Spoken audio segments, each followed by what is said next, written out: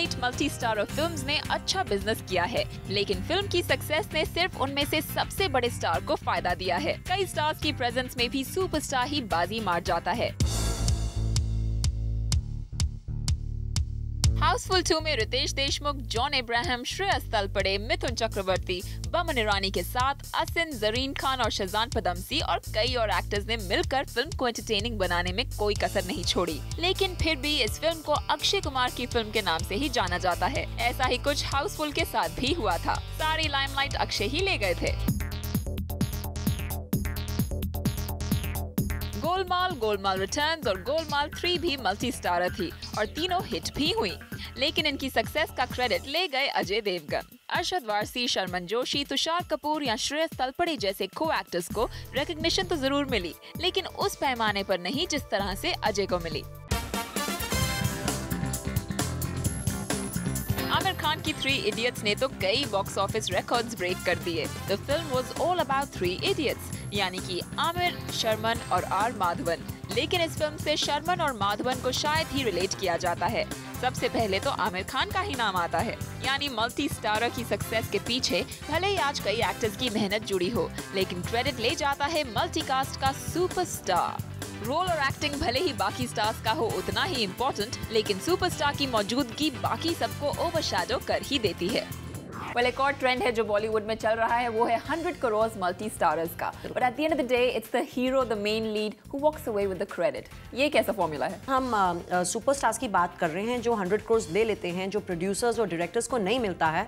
तो जब picture release होने वाली होती है और प्रमोशंस हो रहे होते हैं and the stars are doing the rounds of all the TV channels and all the newspaper offices, so it's not like the producers and directors are dying to share the limelight. वो सोचते हैं कि ये star है, इनका करिश्मा है, शायद ये हमारे से बेटर बात कर पाएंगे एंड मे बी हमारी पिक्चर को ज़्यादा चला पाएंगे।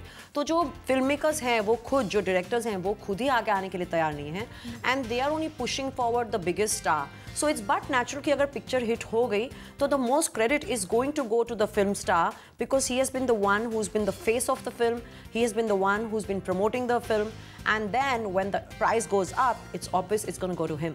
या बट सिंगल स्टार की बात करें, that we can understand. Multi-starrers maybe, why is it that main lead walks away with the credit, although it's supposed to be multi-starrer?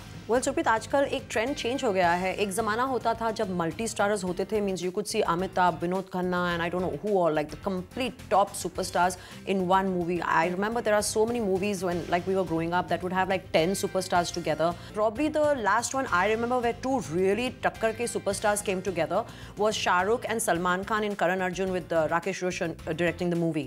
But otherwise आजकल जो सुपरस्टार्स हैं उन्होंने एक स्ट्रैटेजी बना ली है कि we are going to be the superstar, we are going to be the main lead, we are going to have great actors in the movie along with us, but they are our sidekicks and they are our spare tires. They're just going to add the comic element to it and they're just going to be like more like character actors and not heroes of the same lead. If you look at 3 Idiots, I mean, all of them are great actors, but nobody can touch the caliber of Aamir Khan when it comes to the star status. तो इनकी strategy ही change हो गई है कि हम अकेले superstar होंगे movie में और बाकी सब चिंपू होंगे, who are good actors but they are chimpus. So that's why the star walks away with all the credit and, like you say, 100 crores. Hi, this is Simi. Subscribe to Zoom TV's channel on YouTube and zoom into fresh Bollywood news and entertainment. Just visit www.youtube.com/ZoomTV.